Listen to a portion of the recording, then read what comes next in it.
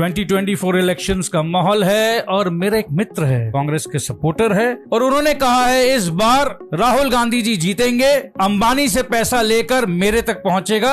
Wealth distribution की कोई scheme है उनके पास। तो भाई ये स्कीम क्या है? बीजेपी के पास है ऐसा कोई स्कीम? आप सोचिए, क्लास में दो बच्चे पढ़ रहे हैं, एक 95% लाता है और एक 30%। सपोज कीजिए वहां का टीचर है राहुल गांधी, उसने डिसाइड किया कि 95% के मार्क्स और 30% के मार्क्स दोनों का एवरेज आउट कर देते हैं। फर्स्ट सेमेस्टर में दोनों के 55-60 मार्क्स आ गए। बड़ा वाला तो खुश नहीं होगा, फेल होने वाला था वो खुश हो गया।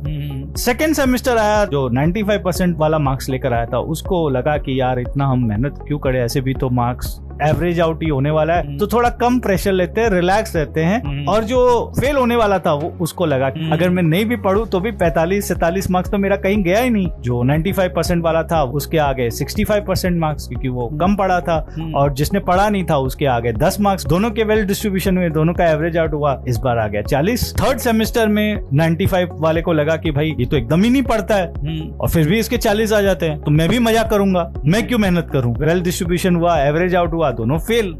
सो बेसिकली आप ये इंसेंटिव दे रहे हो कि आप मेहनत मत करो, आप काम मत करो, क्योंकि एनीवे आपकी संपत्तियां, आपकी प्रॉपर्टी, आपके एसेट ले ली जाएगी और ऐसे लोगों में बांट दी जाएगी जो कुछ काम नहीं करते। मतलब आप सोच लीजिए, अंबानी जी 3 जनरेशन से मेहनत करके जो वेल्थ क्रिएट किए हैं, आप जो काम करते नहीं हो, आप सिर्फ आईपीएल देखते हो, ड्रीम 11 में आप जुआ खेलते हो, बेसिकली वो पैसा आपके पास आ जाए, अल्टीमेटली दोनों इक्वल हो जाए। दोनों क्या करोगे? दोनों समोसा की दुकान खोलोगे। अब समोसा की दुकान है, अंबानी की चल पड़ेगी। क्यों चल पड़ेगी? क्योंकि वो अच्छा बिजनेसमैन है, उसको आता है समोसा बेचना, वो बेच देगा और आपका समोसा बिकेगा नहीं, क्योंकि आप तो ड्रीम 11 खेल रहे होगे। तो अल्टीमेटली वापस वेल्थ डिस्ट्रीब्यूशन होगा, वापस 5 साल होगा, वापस राहुल गांधी जी वेल्थ डिस्ट्रीब्यूशन लेकर आएंगे। अब फिर क्या होगा? आप दोनों कहां पहुंचोगे? मूड़ी की दुकान खोलोगे, झाल मूड़ी बनाओगे। तो आप धीरे धीरे करके नीचे आते जाओगे, अल्टीमेटली दोनों भीख मांगने लग जाओगे।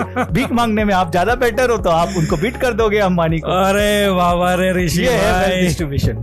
मतलब लास्ट में आपने ये समझा दिया कि भीख मांगने तक का नौबत आ जाएगा जिसमें आप बेटर हो। वेनेजुएला में यही हुआ था। Venezuela was one of the richest country. सबसे ज्यादा अगर क्रूड ऑयल है तो वेनेजुएला में है। उनके दिमाग में भी ये कीड़ा आया कि वेल डिस्ट्रीब्यूशन करना चाहिए, let's not incentivise the good performance. सारे लोग वहां पर काम करना छोड़ दिए, सब कोई डिपेंडेंट ऑन गवर्नमेंट हो गए कि भाई गवर्नमेंट हमें स्टडीज देगा, एजुकेशन देगा, खाना देगा, इनकम देगा। जब आप काम नहीं करोगे और आपकी पॉपुलेशन अगर इंसेंटिवाइज नहीं होगी काम करने के लिए, तो ओब्वियसली आपका वेनेजुएला वाला हाथ होगा। आज ये हालत है कि वेनेजुएला की करेंसी बुरी तरह से डिप्रिशिएट है। वहां पर इन्फ्लेशन एकदम ट्रिपल डिजिट, 4 डिजिट तक चला गया है। आप सोच लीजिए, 1 किलो अगर आप वेजिटेबल भी लेते हो तो आपको मिलियंस ऑफ बॉलीवर लगता है। जो आपके यहाँ 50 रुपए में टमाटर आ जाते होंगे, वही वहां पर 5 मिलियन बॉलीवर्स पे 1 किलो टमाटर आएगा। So this is what happens with the wealth distribution. तो मुझे लगता है कि wealth distribution is not a right thing for India. We should work hard, we should work smart and we should incentivise the entrepreneurship. कि जितना हम entrepreneur को incentivise करेंगे उतनी जॉब्स क्रिएट होगी। हमें जॉब्स क्रिएट करना है, हमें इसको एक रकम से मूड़ी नहीं बेचना, मूड़ी नहीं बेचनी है, हमें भीख नहीं मांगना है।